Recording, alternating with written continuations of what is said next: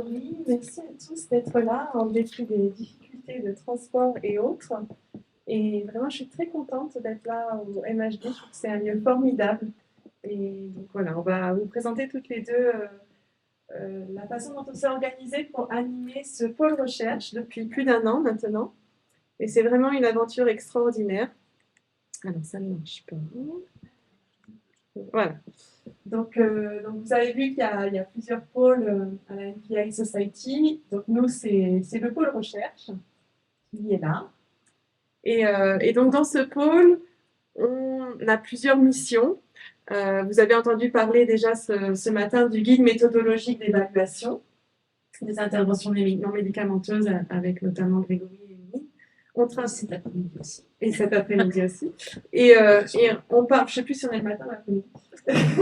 Et on parle aussi au sein de ce pôle recherche, on s'occupe aussi de ressources partagées, dont on va vous parler, on va vous présenter un petit peu.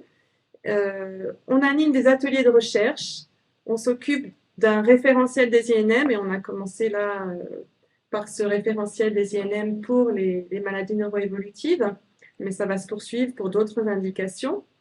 Il y a une revue scientifique qui est en cours de création et vous allez avoir dans un instant la présentation de Robert Nestlé qui va vous en parler plus avant. Et puis, on s'occupe également de coordonner l'organisation scientifique du programme de la NPI conférence où vous êtes aujourd'hui. Alors, les intentions de ce pôle recherche, les missions de ce pôle recherche, c'est de faciliter la recherche et l'innovation dans le domaine des interventions non médicamenteuses.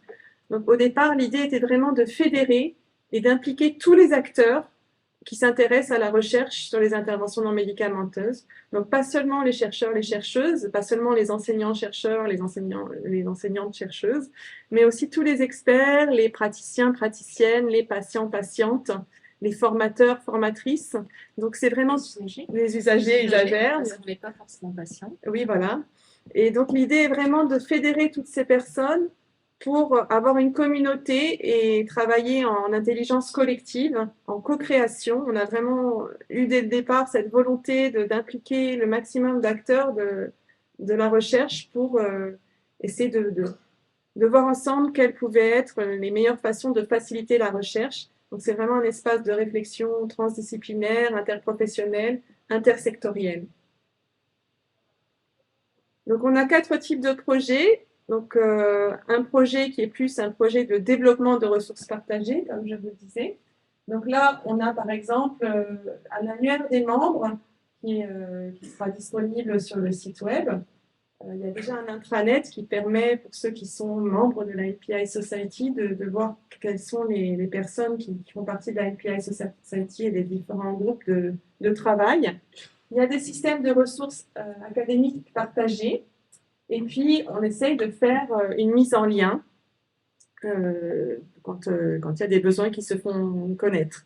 On a également une réflexion sur les méthodologies de recherche. Donc, un guide des bonnes pratiques dont on a déjà parlé, un guide méthodologique d'évaluation des INM dont je ne reviens pas dessus. Il y a toute une partie également communication scientifique avec la création de la revue scientifique, NPI Journal, qui devrait voir le jour, on espère, d'ici la fin de l'année chez Elsevier. Et puis l'organisation scientifique. Donc, il y a bien sûr la NPI conférence et on pense aussi organiser des workshops.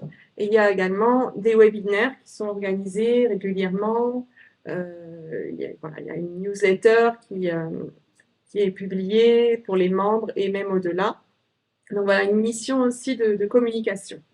Et puis, il y a les ateliers de recherche, et c'est là-dessus que je vais un peu plus insister parce que c'est vraiment ce qui me tient à cœur. Donc, c'est des ateliers qu'on a mis en place au départ à partir des membres qui s'étaient présentés à la NPI Society. Donc, on a demandé aux personnes, finalement, sur quoi vous avez envie de travailler. Et moi, j'ai recueilli toute cette information et j'ai essayé de fédérer des groupes de recherche, des ateliers de recherche autour de ces différentes disciplines ou pratiques ou intérêts particuliers des personnes. Donc, il y a, par exemple, je vais vous lister les projets qui sont en cours. Il y a le projet acupuncture et auriculothérapie qui s'est scindé en 2. Donc, tout ça est très labile, très mobile. C'est-à-dire que s'il y a des groupes qui s'élargissent un peu trop ou qui pensent que c'est trop qui ne peuvent pas travailler ensemble parce qu'il y a des pratiques qu'on avait mis ensemble au départ et qui ne peuvent pas avoir exactement les mêmes types d'études, qui n'ont pas exactement les mêmes mécanismes, etc. Il y a possibilité de se scinder en 2 groupes. Donc, c'est ce qu'on a fait, par exemple, pour le groupe qui était au départ acupuncture auriculothérapie, qui maintenant constitue 2 groupes différents. On a un groupe sur les approches qualitatives, dont fait partie d'ailleurs Amy. Que j'anime.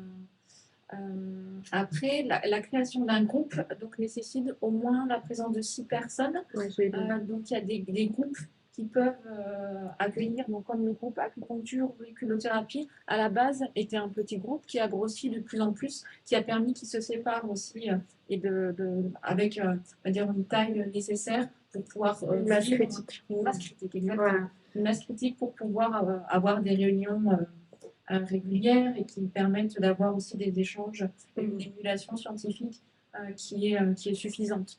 Voilà, on a un atelier de travail qui travaille aussi sur l'effet placebo, nocebo. On a un groupe qui travaille sur les associations de patients et les interventions non médicamenteuses. Alors, vous voyez qu'il est un petit peu moins marqué comme couleur que les autres parce qu'en fait, on a des groupes très actifs et d'autres qui sont un peu moins actifs. Donc, je suis aussi là aujourd'hui pour essayer de dynamiser les ateliers qui sont un peu moins actifs en espérant que voilà, le mouvement va se mettre en marche. On a un groupe actif enfants nouveau-nés, soins de développement, un groupe un peu moins actif éducation thérapeutique et art du soin, un groupe très actif hypnose et trans-thérapeutique, un groupe sur les médecines manuelles qui regroupe pour l'instant ostéopathie, kinésithérapie, chiropraxie et d'autres méthodes manuelles. Et là encore, le groupe est en train de gonfler, donc c'est possible qu'à un moment donné, il se scinde en plusieurs morceaux ou pas. On a un atelier méditation, musicothérapie, un atelier qui au départ était groupé et qu'on a scindé en 2, nutrition et un autre qui s'appelle maintenant phytoaroma, gémeaux et mycothérapie. Un groupe réflexologie, Winnie, tu peux peut-être en dire un petit mot. Que j'anime également, oui. Et on se pose la question parce qu'il y en a qui s'orientent plus sur réflexothérapie que réflexologie. Moi, vous entendez comme ça. Moi, j'ai préféré garder le terme réflexologie parce que dans la littérature, c'est vraiment ce terme-là qui est utilisé. Après, quand on parle de réflexologie, c'est bien au sens thérapeutique et comment on peut étudier au mieux les effets thérapeutiques de la réflexologie. Donc voilà, et puis il y a un groupe utilisation des yeux en thérapie, un groupe Qigong et un groupe yoga qui vient d'être créé très récemment. Donc au total, pour l'instant, on a 17 ateliers de recherche et 220 membres. Donc il y a également des membres qui sont dans plusieurs ateliers de recherche. Le groupe méthodologie est très important, bien sûr. Je ne sais pas, il n'apparaît pas là, mais on en a déjà parlé largement. Et puis voilà. Et puis il y a également des possibilités de faire des réunions communes entre les différents groupes de travail. Donc concrètement, ces groupes de travail, on se réunit 1 heure en Zoom tous les mois ou tous les 2 mois ou tous les 3 mois, ça dépend des groupes de recherche et chacun s'organise comme il le souhaite. Et là, depuis peu de temps, on a expérimenté des réunions communes. Donc, par exemple, on a eu une réunion commune de l'atelier médecine manuelle et de l'atelier enfants nouveau-nés soins de développement, ce qui permet de savoir aussi ce qui se passe dans les autres ateliers, de se confronter un petit peu, de se connaître aussi les uns les autres. Et puis il y a aussi, comme il y a des gens qui sont dans plusieurs ateliers, ça permet aussi de savoir ce qui se passe dans les autres ateliers. On a eu aussi une réunion commune entre le groupe musicothérapie et le groupe hypnose et trans-thérapeutique.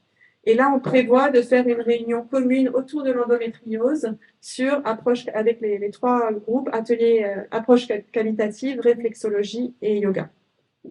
Alors à chaque fois qu'on fait une réunion, il y a bien sûr un compte rendu qui est rédigé, qui est déposé pour l'instant sur un site, une plateforme qui s'appelle Nuage, mais depuis peu on a un intranet grâce à Alain, et donc tous les comptes rendus sont disponibles ainsi que la liste des membres de chaque atelier sur l'intranet. Donc dès que vous êtes membre de la NPI Society, vous pouvez accéder à tous ces comptes rendus et voir tout ce qu'on a dit dans tous les ateliers depuis leur création. Il y a plusieurs ateliers qui sont en cours de création. Donc là, c'est des gens qui sont venus me voir et qui m'ont dit, voilà, moi, il y a tel et tel sujet qui m'intéresse et j'aimerais créer un atelier. Mais comme le disait Emeline, pour pouvoir créer un atelier, on a défini un cadre. Et donc, le cadre de création d'un nouvel atelier, c'est qu'il y ait au moins un pilote qui se désigne pour chaque atelier, qui peut changer au cours du temps, mais au moins au départ, c'est un interlocuteur entre nous et les personnes du groupe pour qu'on puisse échanger, et un minimum de 6 personnes, de 6 membres de la NPI Society par atelier. Donc pour l'instant, vous voyez qu'il y a des groupes en cours de création, expérience INM, réalité virtuelle et biofeedback, un groupe autour de stress, burn-out, anxiété, troubles de stress post-traumatique, un groupe hortithérapie, jardin à visée thérapeutique, un atelier thérapie par le bain froid, psychédélique à discuter, parce que est-ce qu'on est dans les interventions médicamenteuses ou pas, c'est à discuter. Mais dans tous les cas, voilà, c'est des ateliers où j'ai déjà quelques membres qui se sont fait savoir, fait connaître pour être intéressés sur ces sujets-là. Et donc, si vous êtes intéressé, ben, n'hésitez pas à le faire savoir, à me le faire savoir ou à Émilie, pour qu'on réfléchisse ensemble à l'ouverture de ces groupes. Donc, comme vous l'avez compris, c'est des ateliers qui sont mouvants. Quand il y a des gens qui s'y intéressent, qui sont dynamiques, et ben, on les crée et il y a du travail qui est fait dessus. Et puis, si plus personne n'est actif, et ben, c'est loué à disparaître et on passe à autre chose. Et ça peut permettre aussi de faire des ponts avec d'autres sociétés savantes. Donc, notamment, il y a la Société savante des psychédéliques qui s'est rapprochée de nous. Et voilà, ça peut permettre d'autres discussions parce qu'il y a énormément de littérature sur les psychédéliques. En France, c'est particulier.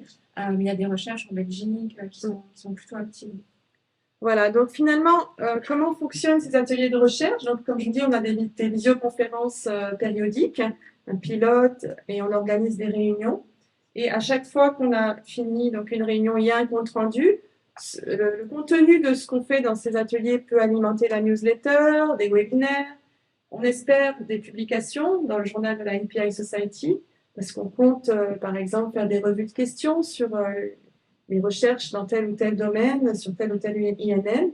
On organisera des workshops thématiques sur les différentes recherches, en fait, enfin, les différentes thématiques abordées dans ces ateliers de recherche. Donc l'idée, c'est vraiment de créer de la synergie entre toutes les personnes qui s'intéressent à la recherche autour d'une INM bien particulière. Également de faire Alors qu'est-ce qu'on fait dans ces réunions en fait? On commence par faire un état des lieux, des besoins, c'est-à-dire qu'est-ce qui est déjà publié, est-ce qu'il y a déjà des recherches scientifiques sérieuses qui ont été faites sur telle ou telle INM, sur telle ou telle indication, est-ce qu'une INM qui est démontrée comme étant efficace sur telle indication peut l'être aussi sur une autre indication, etc. On travaille beaucoup sur les méthodologies d'études, quelle méthodologie on va employer pour valider ou invalider l'utilisation de telle INM sur telle indication. Et puis, on essaye d'avoir des initiatives qui pourraient avoir des retombées.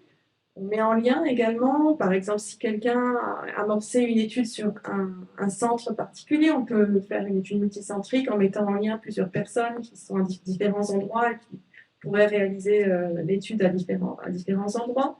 Donc vraiment, l'intention, c'est de se fédérer un petit peu, de venir nos forces, parce que moi, quand j'ai commencé à travailler sur les interventions médicamenteuses, il n'y a pas longtemps, et ben, je me suis trouvée très isolée dans mon coin, et c'est un peu ce qui m'a motivée pour créer d'abord un groupe de travail, un réseau thématique, et puis ensuite pour animer ce pôle recherche.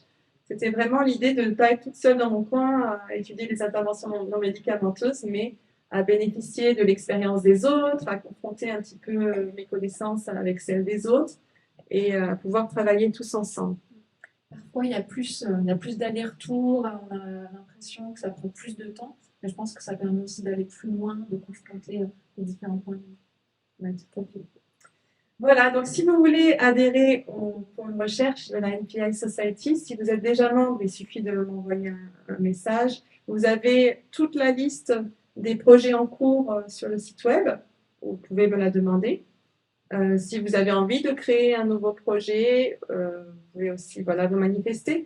Là, à l'heure actuelle, dans les projets qui sont déjà bien avancés, notre réflexion, c'est que on a commencé entre nous, avec ce qu'on avait sous la main, les membres de la NPI, ce qui s'était manifesté. Et là, on aimerait faire venir à nous les spécialistes qu'on estime vraiment avoir de la connaissance en la matière. Donc, on essaie d'identifier dans chaque atelier qui on a envie d'avoir dans notre groupe pour être vraiment légitime et pour avoir vraiment des compétences solides. Donc, on est en train de faire des appels, d'aller voir les gens et de leur dire, voilà, on existe, on a cet atelier de recherche, est-ce que ça vous intéresserait de vous joindre à nous pour participer aux discussions et faire avancer les connaissances, faire avancer les recherches sur telle ou telle intervention. Alors, il y a des ateliers qui sont autour d'interventions déjà bien validées, et il y a aussi des ateliers sur des pratiques qui ne sont pas forcément encore validées, mais dont on pense qu'elles ont un fort potentiel et qu'elles mériteraient d'être étudiées. Donc des pré-INM ou des pratiques qui ne sont pas encore des INM, mais qui pourraient le devenir un jour.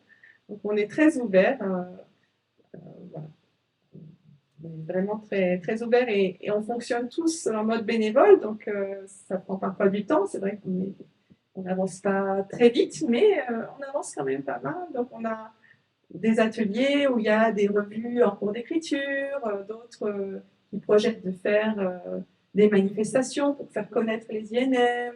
Il y a vraiment des projets, autant de diversité dans les projets que d'ateliers de recherche. Chacun selon ses désirs, ses envies. Donc c'est très, très libre et très stimulant. Oui, chaque personne va un peu colorer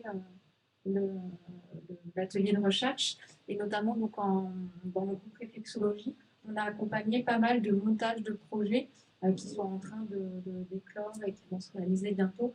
Donc c'est aussi très gratifiant de voir qu'on a permis ça et que ça donnera de nouvelles données pour éclairer justement si ce sont des INM ou pas, dans quel cas, comment donner la bonne intervention aux patients et aux besoins.